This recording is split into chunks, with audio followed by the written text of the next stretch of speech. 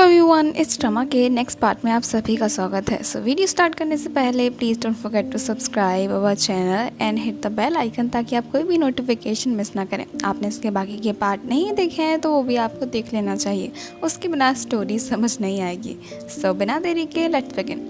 इसकी स्टार्टिंग सबसे पहले लिंगशा और यूनजिन से होती है। यहाँ पे यूनजिन लिंगशा को समझा रहा होता है कि भाई यार तुझे कुछ तो करना होगा, अगर ऐसे ही चलता रहा तो जांग जी तुझे कभी नहीं मिलने वाली, बिकॉज उसका बिहेवियर तुम्हारी तरफ देखा है, वो तुम्हें एज ए मैन समझती ही नहीं है। बिकॉज लड़कियां उनके तरफ हमेशा बहुत ही अच्छे से बिहेव करती हैं और हमेशा अच्छे से तैयार होकर उनके सामने आती हैं, पर तुम्हारे सामने तो जांग जी को ये भी पता नहीं रहता कि आखिर वो उसने क्या पहना है, उसने मेकअप किया है या नहीं, मतलब उसका तुम में ज़रा भी इंटरेस्ट नहीं है। अगर ऐसा ही चलता रहा तो तुम्हारी स्टोरी पता नहीं कैसे एंड होगी। यहाँ पर लिंगशा इस बात को काफ़ी सीरियसली ले लेता है और सोचता है कि हाँ बात तो सही है। इतनी में ही यहाँ पर जांग जी आती है, क्योंकि यहाँ पर यूनजिन और लिंगशा के लवी डबी से मूवमेंट्स देख रही होती है। तभी वो कहती है कि तुम दोनों को कुछ काम नहीं है क्या। यहाँ पे यूनजिन फिर से जांग जी को देखता है और कहता है कि जांग जी कुछ ज़्यादा ही स्टनिंग लग रही है आज। इसके बाद उसके पीछे पीछे जाने लगता है। तभी लिंगशा यहाँ पर यूनजिन को किक करता है और उसके बाद यूनजिन हवा में, उसकी स्वीट्स भी हवा में, और उसके बाद वो उछल कर उसके सिर पर गिरती है। यहाँ पर हम जांग जी की हालत देखें तो जांग जी को ऐसा लगने लगा था कि अब जांग जी किसी काम की तो है नहीं। बेबी भी दरअसल बायलू कैरी कर रही है और वो दोनों ही इमोर्टल हैं, तो क्यों ना इन दोनों को ही प्यार किया जाए। और उसे भी ऐसा लगने लगा था कि लिंगशा और वो तो अलग हो ही चुके हैं, अगर लिंगशा उसे सच में प्यार करता तो उसे छोड़कर थोड़ी ना जाता। इसके बाद वो लिंगशा को ज़बरदस्ती बायलू की तरफ पुश करती है। यहाँ पर लिंगशा को पहले तो समझ नहीं आता, लेकिन जब वो उसे मूवी डेट पर इन्वाइट करती है और खुद ना पहुँच कर बायलू को उसकी जगह पहुँचा देती है, तब लिंगशा समझ जाता है कि आखिर जांग जी क्या सोच रही है, और बायलू भी सब कुछ समझ ही रही थी। उसके बाद वो लिंगशा से बात करती है और कहती है कि मुझे पता है कि तुम अभी भी जांग जी को बहुत पसंद करते हो और जांग जी भी तुम्हें उतना ही पसंद करती है, इसीलिए वो हमेशा तुम्हारे लिए हर्ट रहती है। वो इन सब चीज़ों को क्लियर करने के लिए तुम्हें अपना हार्ट ओपन करना पड़ेगा और उसे बताना पड़ेगा कि तुम उसे अभी भी लाइक करते हो, मुझे नहीं। यहाँ पर लिंगशा सोचता है कि हाँ ये बात मुझे पहले क्यों याद नहीं आई।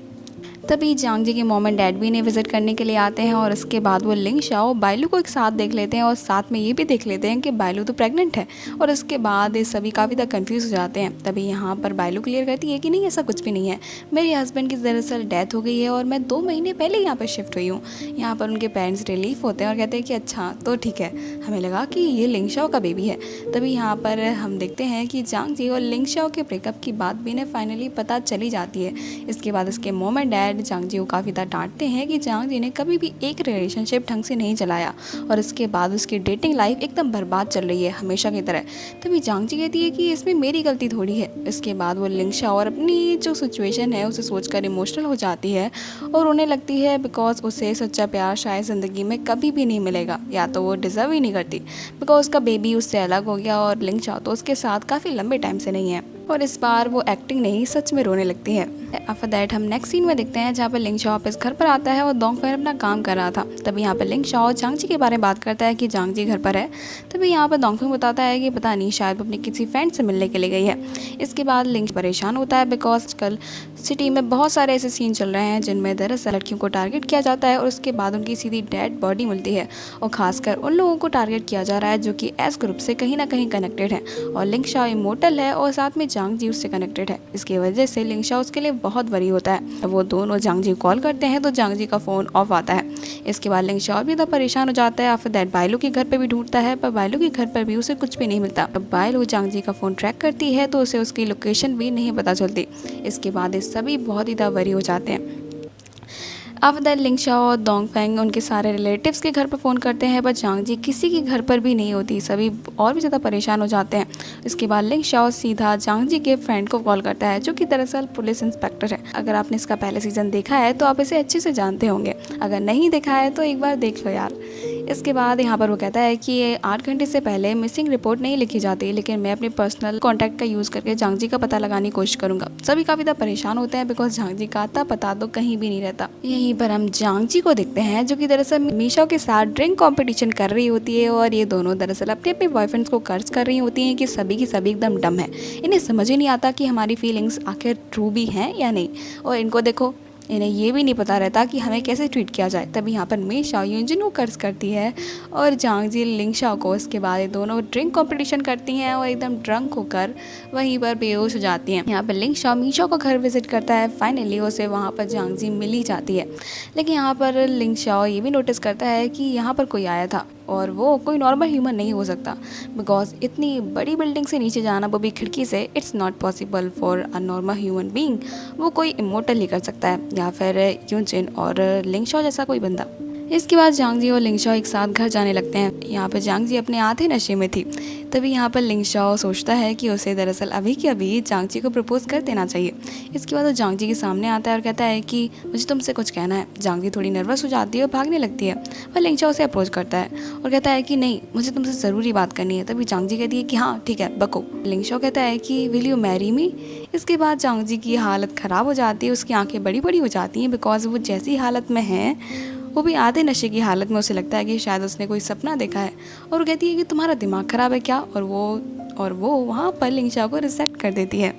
इस एक्सीडेंट के बाद जांग जी हमेशा लिंग शाओ को अवॉइड करना स्टार्ट करती है। यहाँ पर लिंग शाओ से अप्रोच करने की कोशिश करता है कि जो उसने बोला था वो दरअसल सच बोला था।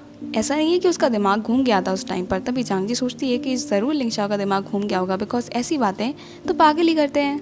जब लिंग शाओ यूजिन को बताता है कि दरअसल मी शाओ के घर पर किसी की एंट्री हुई थी, पर ये नहीं पता कि आखिर वो कौन है। पर ये ज़रूर कंफर्म है कि वो कोई इमोर्टल ही है या फिर कोई सुपर ह्यूमन। यहाँ पर यूजिन भी मी शाओ के लिए परेशान होता है और कहता है कि क्या मेरी गर्लफ्रेंड के यहाँ पर कोई था। तब यहाँ पर लिंग शाओ कहता है कि तुम तो उससे हेट करते हो ना। तब यहाँ पर यूजिन कहता है कि हाँ हेट तो करता हूँ, बट हम दोनों भी डेट कर रहे हैं ना, तो वो मेरी गर्लफ्रेंड है, इसीलिए उसे प्रोटेक्ट करना मेरी जिम्मेदारी है। और अगर उससे किसी ने हाथ लगाया ना तो उसकी खैर नहीं। तब यहाँ पर लिंग शाओ कहता है कि ओके, समझ सकता हूँ। यहाँ पे यूजिन लिंग शाओ को आइडिया भी देता है कि भाई यार, अगर तुझे जांग जी को सच में पाना है तो कम से कम अच्छे से अपने प्यार का कन्फेशन तो कर ही दो। इसके बाद लिंग शाओ बहुत ही रोमांटिक वे में जांग जी को प्रपोज करता है और उसे प्रॉमिस भी करता है कि वो जांग जी को छोड़कर कभी भी नहीं जाएगा, भले ही कुछ भी हो जाए। यहाँ पे जांग जी पहले तो हेजिटेट करती है, बट फिर भी इतना अच्छा सा प्रपोजल देखकर कौन मना करेगा। इसके बाद अपना हाथ आगे कर देती है। इसके बाद लिंग शाओ से बहुत ही बड़ी रिंग के साथ प्रपोज करता है, जो कि उसके हाथ के लिए तो काफ़ी बड़ी थी, पर जांग जी उसे एक्सेप्ट कर लेती है। और उसके बाद यहीं से इनकी प्रॉपर डेटिंग लाइफ स्टार्ट हो जाती है। यहाँ पर लिंग शाओ बहुत ही अच्छे से जांग जी का ध्यान रखना स्टार्ट करता है, उसके लिए अच्छे से कुक भी करता है। वहीं पर हम यूजिन को देखते हैं, जो कि फाइनली समझ गया होता है कि उसे दरअसल मी शाओ पसंद आने लगी है। इसके बाद इस बार वो अपनी डेट पर जाने के लिए बहुत ही एक्साइटेड होता है और ये डिसाइड करने के लिए परेशान भी होता है कि आखिर वो क्या पहन कर जाए। इसके बाद वो बहुत सारी ड्रेसेस ट्राई करता है। फिर दोनों लड़कियाँ उसे क्लाउन बुलाती हैं। इसके बाद वो अपने डेट के लिए रात से ही तैयार हो जाता है। इन दोनों की डेट बाकी डेट के अकॉर्डिंग बहुत ही अच्छी जाती है। यहाँ पर यूजिन एक लड़की को दिखता है जिसकी आइसक्रीम नीचे गिर जाती है। उसके बाद वो उसे नई आइसक्रीम खरीद कर देता है। और साथ में मी शाओ को जब चोट लग जाती है तो इसके बाद यहाँ पर वो पहली बार खुद से मी शाओ को किस करता है और कहता है कि वो किस करने के बाद एक्सक्यूज़ भी बहुत ही अच्छा देता है कि दरअसल तुम्हारी चोट को मेरी किस हील कर सकती है। यहाँ पर मी शाओ अमेज होती है और कहती है कि क्या। यहाँ पर यूजिन को धीरे धीरे लगने लगा था कि वो शायद मी शाओ को पसंद करने लगा है, बट बंदा एक्सेप्ट करने के लिए तैयार नहीं था, बट जल्दी ही वो एक्सेप्ट कर लेगा। इसी के साथ हमारा ये पार्ट एंड हो जाता है। Thank you so much guys for watching.